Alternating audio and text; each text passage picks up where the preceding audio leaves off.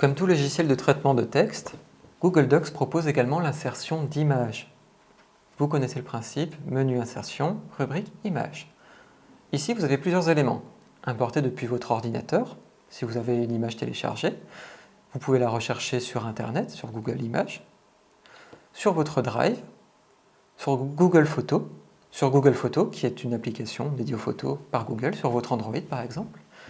À partir d'une URL, si par exemple vous avez fait une recherche sur le web, vous pouvez copier l'URL directement dedans, ou directement depuis l'appareil photo ou votre webcam. Si par exemple je clique sur rechercher sur le web, je cherche à nouveau ma chouette de Dijon, j'appuie sur entrée, je sélectionne la première image, je clique sur insérer, automatiquement l'image est insérée dans mon document.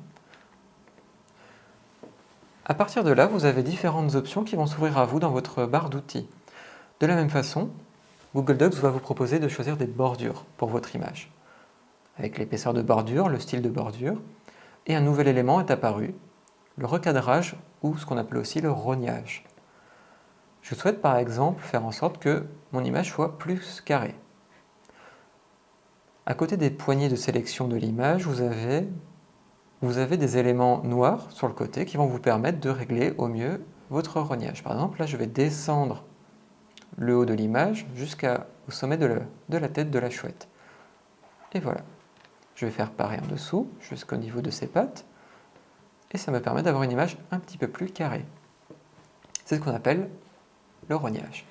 En cliquant sur Options de l'image, vous allez retrouver les mêmes éléments que pour un dessin, la taille, la rotation, les retours à la ligne, mais également la possibilité de choisir des nouvelles colorations. Donc si par exemple vous souhaitez la mettre en rouge, en bleu, je vous déconseille, c'est très peu professionnel. Vous pouvez également choisir la transparence. Si par exemple l'image doit être intégrée avec d'autres, vous pouvez jouer sur la transparence, la luminosité, le contraste. Et une option dont on n'a pas parlé, c'est également la position de l'image par rapport à la page. Lorsque je clique sur un retour automatique à la ligne, comme intercaler le texte, automatiquement Google Docs va me proposer de déplacer l'image avec le texte. Vous pouvez également faire une position fixe sur la page et avoir d'autres options de position. Déplacer avec le texte, position fixe sur la page et régler précisément. Vous avez également une marge par rapport au texte. Donc 0 mm, le texte se collera à l'image. Par défaut, c'est 3,2, c'est très bien comme ça.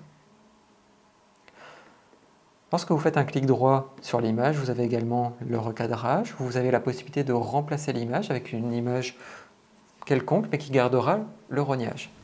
Vous pouvez réinitialiser l'image et également retrouver les options d'image sur ce panneau. Vous pouvez le fermer avec une croix.